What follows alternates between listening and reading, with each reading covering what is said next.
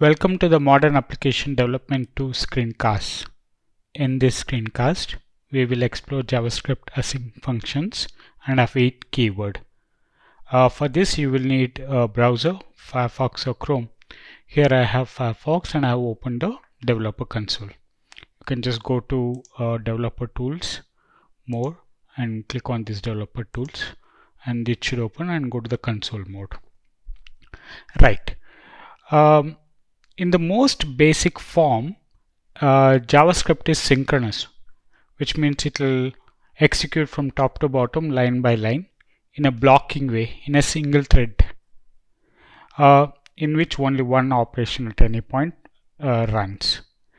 But that said, in web browser, we have certain functions and APIs that allows us to register functions, or they are run only in asynchronous mode. For example, there is set timeout, which you can run in asynchronous way. Almost all user interactions which are with respect to mouse or keyboard are asynchronous. They run on click, on mouse over, any of certain interaction. The engine doesn't wait for you. It only waits for the event. When the event happens, it just runs asynchronously. It doesn't wait the running code until then. And then arrival of data or downloading of data or accessing some data. We would have already heard the word AJAX, which is asynchronous JavaScript and XML, which is by definition asynchronous, which means when you request for the data, it happens asynchronously. It doesn't stop the main loop. This means, your code can do several things. For example, if it's doing some network activity, it can also do something locally, kind of, most efficiently using, and can speed up the things. In this session, we will learn how to make async functions and also how to use a keyword called await. Let's start with a function called hello, which looks like this. This is just a function called say hello. It just returns a string called hello. Now let's call it, can just say wish is equal to say hello, and you can just run it. Just before running it, I'll just add some comment before and after, so we know it's running, and also we'll print, right? So let's see all of it. I'll just enable the timing so it prints the time of running, shows timestamps. Okay, now I can just run this, right? Now we can see it is running synchronously because before was called, hello was called, then after was called. Hello comes from here, logging the wish. So they're all running synchronously, one by one, top to bottom. You can see that, right? Now we can easily convert this into a async, right? That can be done by just adding a keyword called async in front of the function, right? Now we can run this.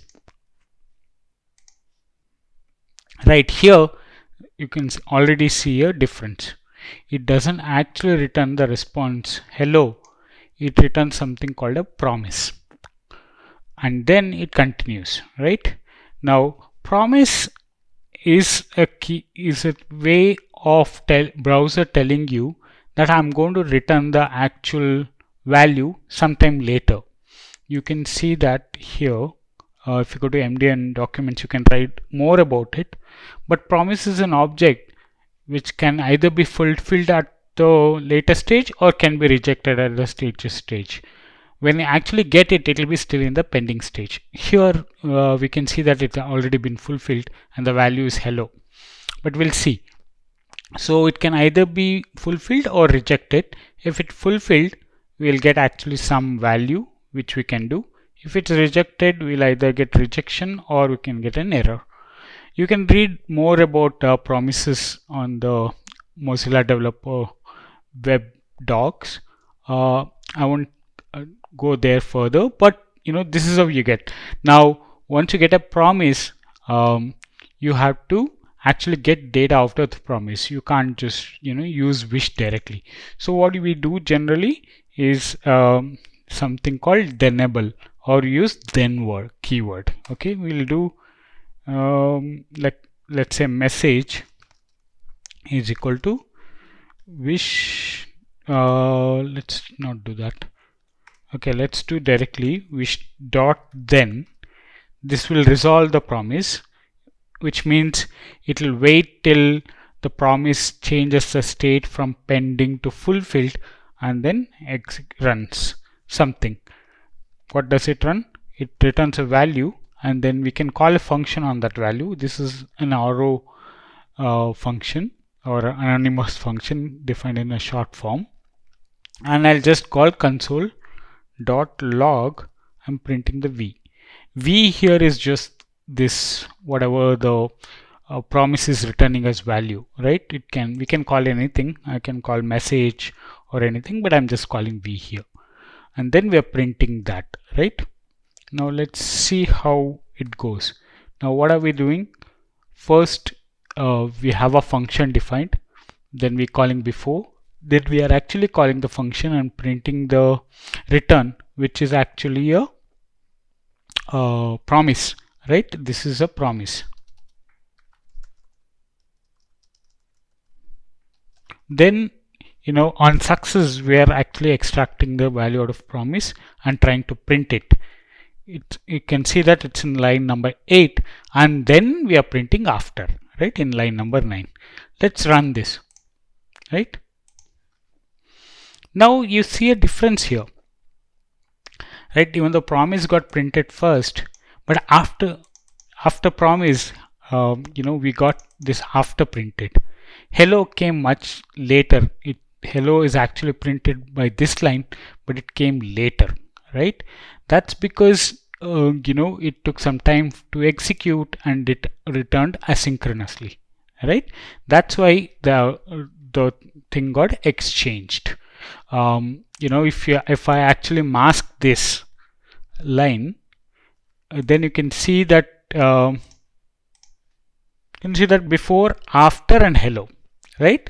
So the response got later, and then after printing the after, right? So here is where you can see that it is not running synchronously, it is running asynchronously. It's not going, it's not like we got called first and then we printed the hello and then we printed after.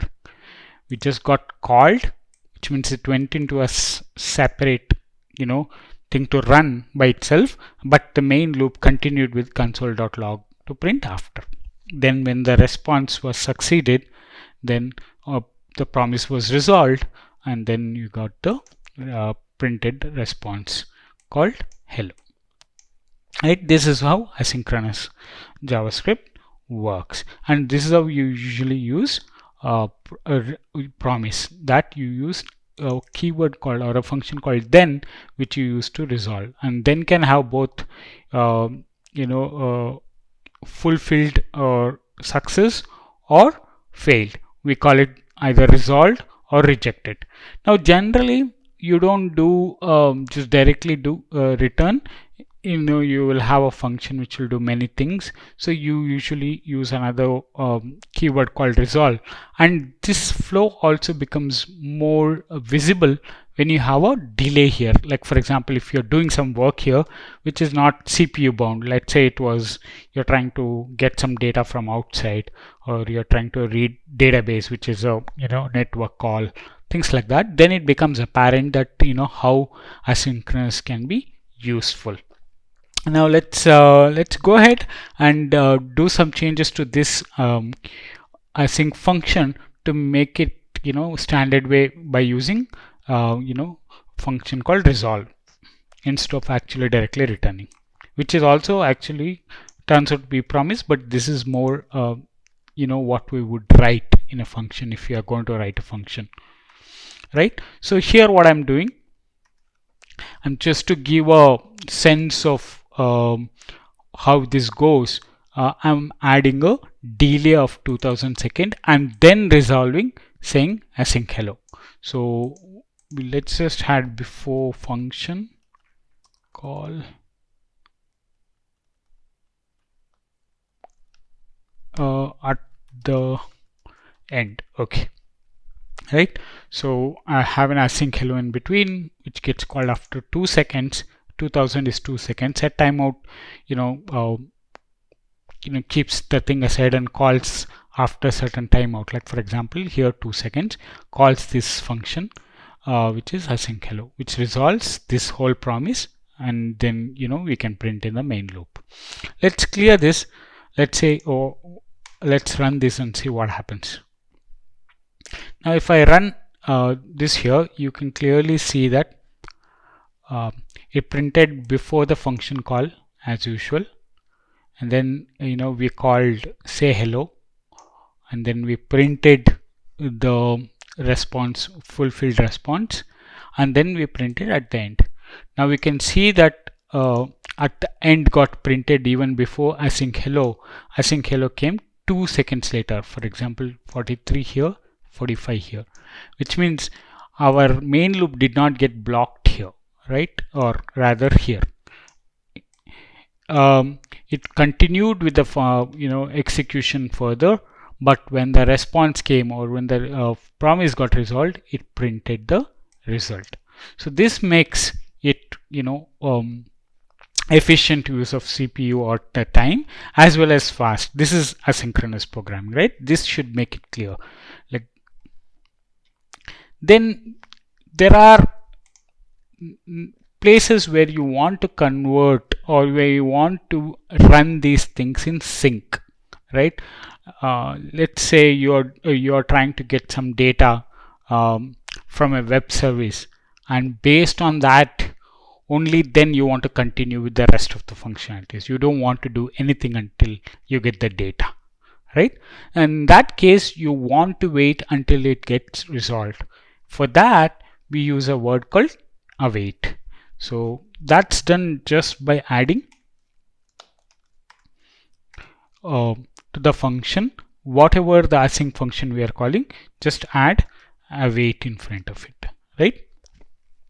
So now let's run. So you had this before, right? Like reversed. Now let's run this. Let's clear this and run this, right? Now if you see, we are not printed here. Let's print it. Let's print the wish.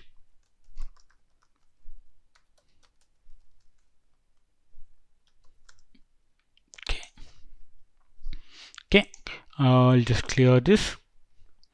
Let's run this.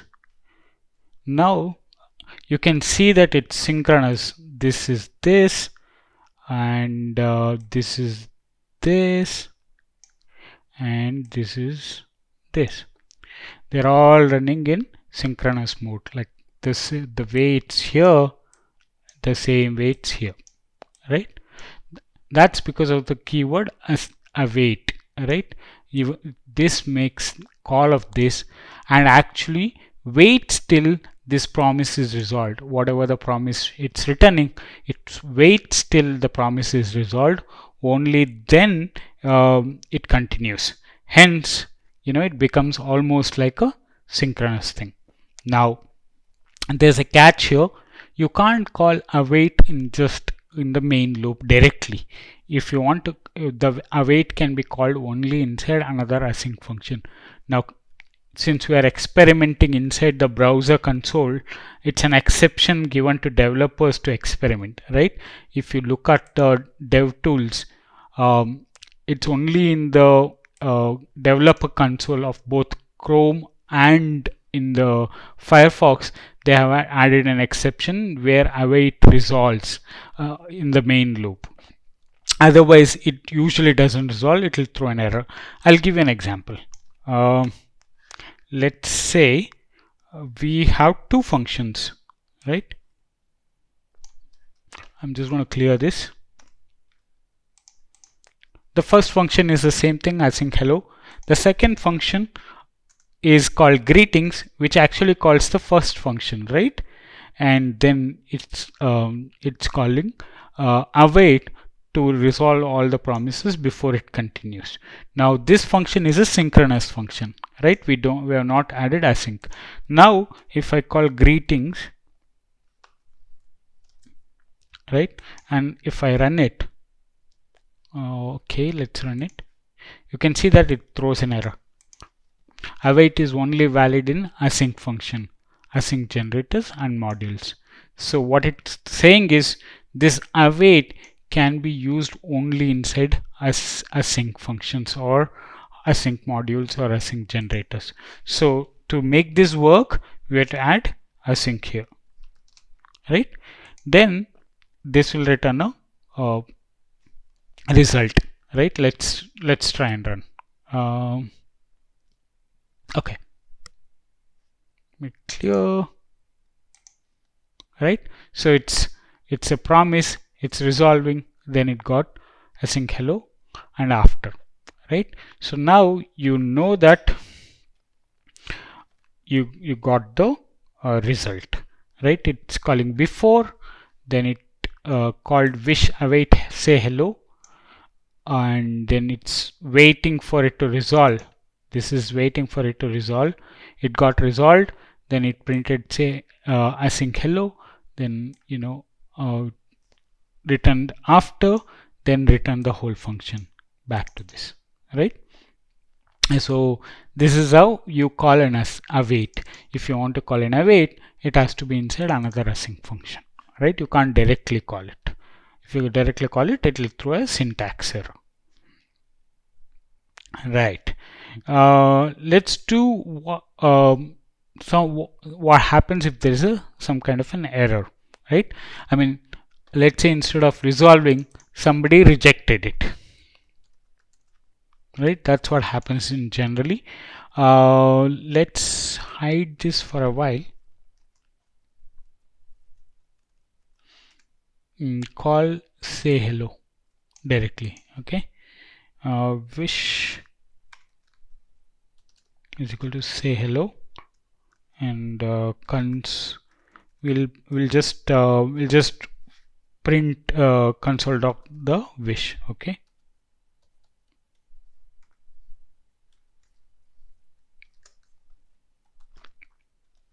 Okay, let's run this. I'm just going to clear this. Okay, it's in pending. You can see uncaught in promise async hello. So we are not catching, but we know that it's thrown an error. Now we can just check what's the value of wish just to see. I'm just going to remove this and print just the value of wish again. You can see that it's rejected, and the reason is async hello, right? It's been rejected, right? So when you actually have a asynchronous way of coding, you should also handle errors. To handle errors, what we do, we will actually catch an error just the way we caught the fulfilled thing. We also catch an error. So this is how it would look. For example, it's the same function, just like that we did, dot then when it succeeds, it returns, it goes here. If there's an error or if there is a rejection, it goes here and prints the error. We can run this and see, right? Okay, here. So it got the promise, it waited for it to resolve for 2 seconds, then it would have gone here if it was resolved, but this is reject, hence it went here and it said printed got error and then printed the error, which is actually the message that comes as part of reject. I mean, if it was resolved, it wouldn't have printed this, right? It would have just printed. Oh, okay, sorry, it should be. See, it didn't print got error, right? It didn't print. So you can try again just to check. So it printed just async hello. It didn't go here. just went here directly.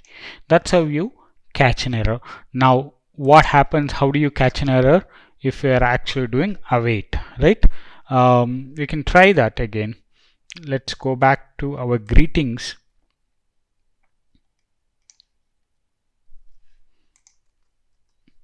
Right, now let's say this is what we are doing everything correct here, but here it was a reject, right? Clear this, let's run this.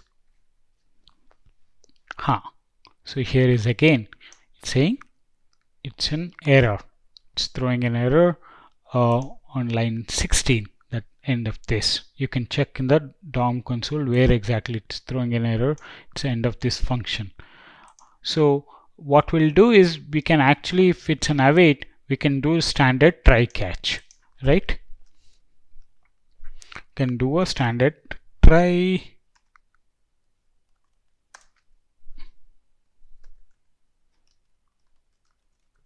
You can put this inside here. I mean, you can put all of them here.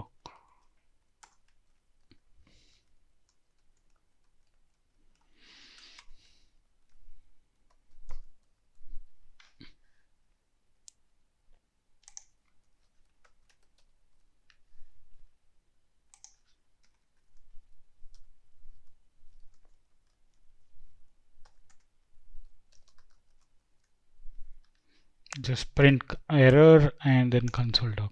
This is like a standard way of catching errors. Like how would you do it in a synchronous programming? Same way you will catch an error here, you know, await condition. I'll just return a null, right? I'll return a null here. Let's clear this and run this and see. Now it should actually print got error and also, you know, log the error. Let's run, wait for 2 seconds, and got error and logged error. So if you're actually using synchronous, you'll use try catch like this. If you're actually using asynchronous way, or if you're using without wait, then you can do dot then, right? It can also continue further, like for example, if you know, let's say you didn't do this here, right? I mean, you have x here, x dot then, you can do the same thing here, right? I think this will also work. It's the same thing as we did like before, right? You can, I'm just showing you the difference between how we would do if it's with we're trying to catch a error in an awaited function. You just surround it by try catch. If it's a promise based one, then you can actually catch using dot catch, right? That's how you do error handling. So basically what we saw is we can we can easily convert any function into async function and then execute it asynchronously. Some of the functions, built-in functions which we'll see next, like fetch, are asynchronous, but they can be made into synchronous using a keyword called await. We also saw how to catch errors in case of asynchronous functions, and in case of awaited functions, how to catch an error using try catch. Whether we want to run some code asynchronously or synchronously depends exact on what we are trying to achieve. Over time, we will understand and plan where to use asynchronous functions and where to use synchronous functions, right? Thank you so much for watching. Bye bye.